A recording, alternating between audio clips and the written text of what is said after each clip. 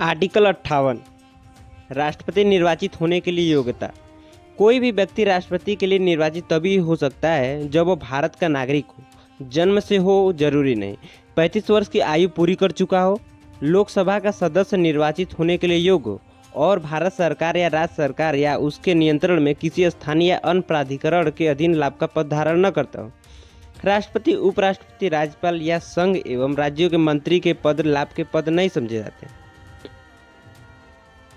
प्रत्येक प्रत्याशी को निम्नलिखित शर्तें पूरी करनी होती हैं। 50 प्रस्तावक, 50 समर्थक तथा 15,000 रुपये की जमानत राशि। यदि किसी प्रत्याशी को कुल पड़े वैध मतों के न्यूनतम 1/6 मत प्राप्त नहीं होते तो उसकी जमानत राशि उसे वापस नहीं दी जाती अर्थात जब्त हो जाती है।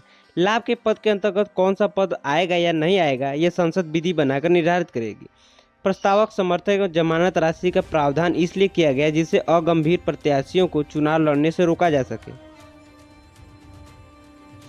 आर्टिकल 56 क्लास 1 कार्यकाल। राष्ट्रपति पद धारण की तारीख से 5 वर्ष की अवधि तक पद धारण कर देगा।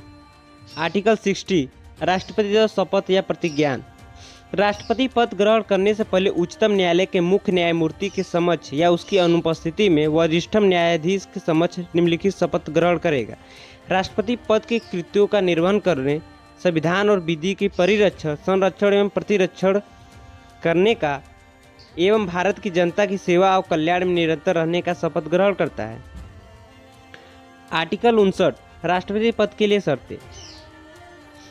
राष्ट्रपति संसद या राज्य विधानमंडल के किसी भी सदन का सदस्य नहीं होगा। यदि ऐसा कोई सदस्य राष्ट्रपति निर्वाचित हो जाता है तो यह समझा जाएगा कि उसने पद ग्रहण की तारीख से अपना स्थान रिक्त कर दिया है। राष्ट्रपति कोई अन्य लाभ का पद धारण नहीं करेगा। राष्ट्रपति बिना किराया दिए शासकीय निवास के उपभोग का हकदार होगा। वह ऐसी उपलब्धियों, भत्तों और विशेषाधिकारों का भी अधिकार होगा जो संसद द्वारा विधि द्वारा निर्धारित किए जाए। राष्ट्रपति की उपाधियों और भत्ते उसकी पदावधि के दौरान कम नहीं किए जाएंगे।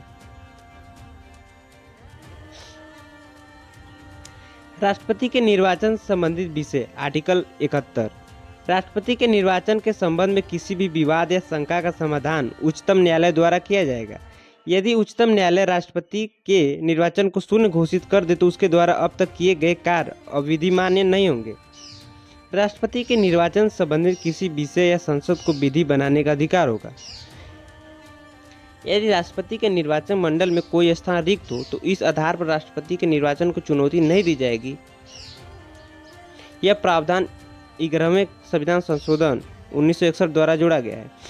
डॉक्टर खरे बनाम भारतीय निर्वाचन आयोग के मामले में उच्चतम न्यायालय ने कहा कि राष्ट्रपति चुनाव को चुनौती मात्र प्रत्याशी ही दे सकते या कम से कम 20 मतदाता अन्य को राष्ट्रपति के चुनाव में याचिका दायर करने का अधिकार नहीं होगा।